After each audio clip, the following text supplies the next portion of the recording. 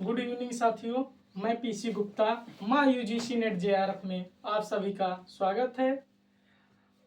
मैं विश्व के भूगोल के बारे में बताऊंगा और आज मेरी तीसरी क्लास है जिसमें मैंने पिछले दिनों में आपको क्रीक, गल्फ, बे, बाइट के बारे में बताया था और पुलिन के बारे में भी।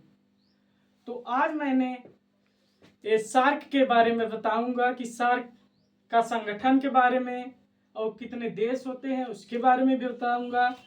तो आइए हम आज अपनी तीसरी क्लास का प्रारंभ करें।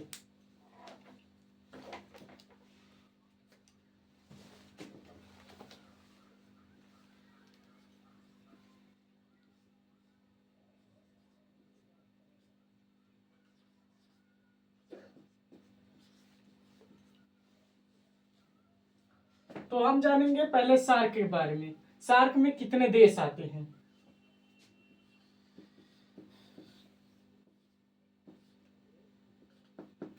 सार्क में कुल 8 देश आते हैं। पहला नंबर पे मालदीव, श्रीलंका, भारत, पाकिस्तान, अफगानिस्तान, नेपाल, भूटान, बांग्लादेश। ठीक, तो हम इसे क्रमवाइज लिखेंगे। मालदीव,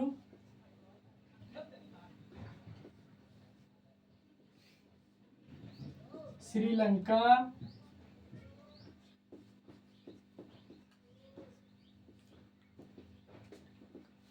भारत, पाकिस्तान, अफगानिस्तान,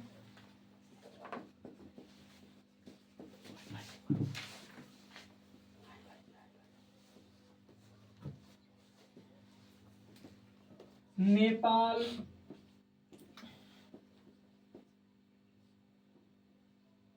भूटान, बांग्लादेश।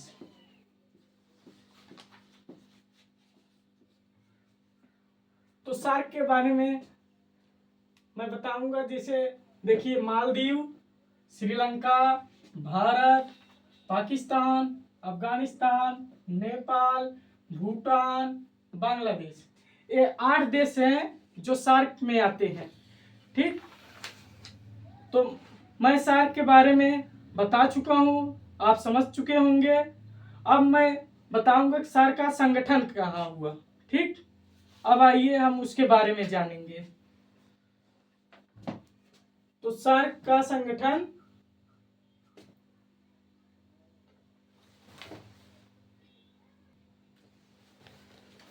सार्क का मुख्यालय नेपाल की राजधानी काठमांडू में।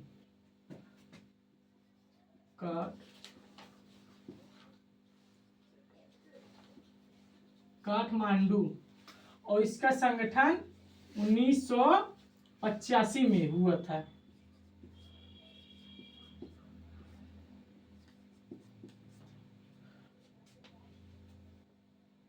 सार्क का फुल फॉर्म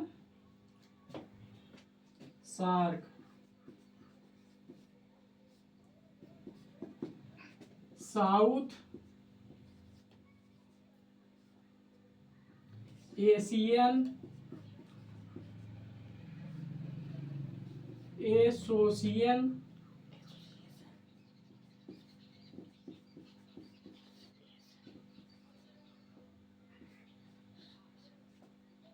फॉर रीजनल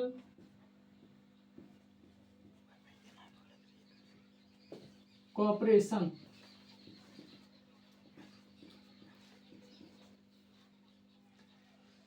तो साउथ का full form South Asian Association for Regional Cooperation. ठीक, और इसका मुख्यालय नेपाल के काठमांडू में। कब? 1985 में। ठीक, अब हम सार्क के बारे में समझ चुके होंगे। मैं पुनः रिपीट करूंगा जिससे आप सभी को सार्क की सभी देश याद हो जाए। ठीक। तो मालदीव, श्रीलंका, भारत, पाकिस्तान, अफगानिस्तान, नेपाल, भूटान, बांग्लादेश। मालदीव, श्रीलंका, भारत, पाकिस्तान, अफगानिस्तान, नेपाल, भूटान, बांग्लादेश। ठीक। अब मैं इन देशों की विशेषताएं के बारे में बताऊंगा कि कौन सी देश में क्या क्या विशेषताएं हैं।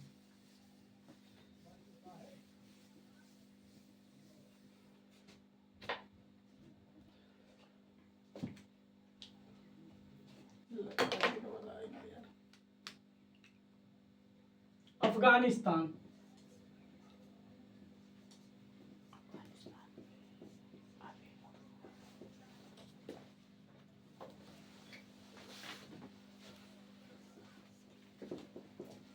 अफगानिस्तान सार्क के अंतर्गत आता है।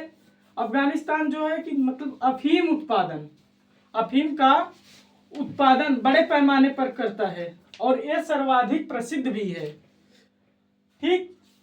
ये अफीम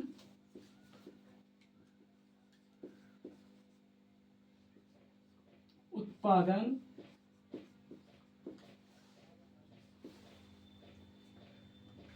सर्वाधिक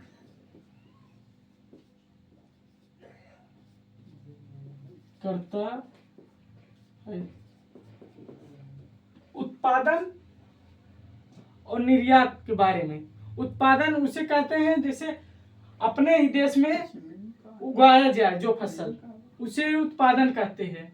और निर्यातक अपने देश में उत्पादन किए हुए सामग्री को अन्य देश में भेजा जाए उसे ही निर्यात कहते हैं। ठीक। तो श्रीलंका के बारे में,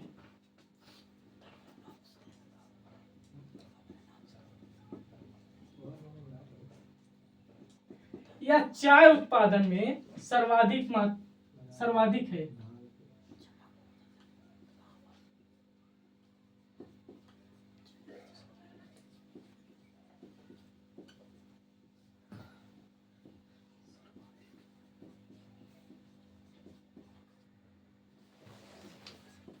चाय उत्पादन सर्वाधिक करता है तथा निर्यातक भी करता है।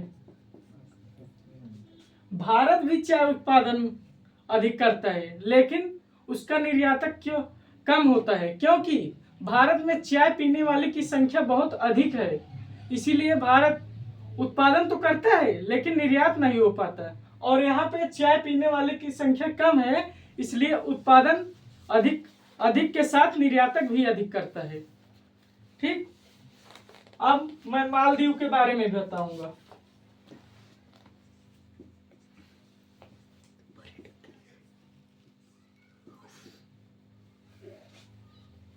यह पर्यटन के लिए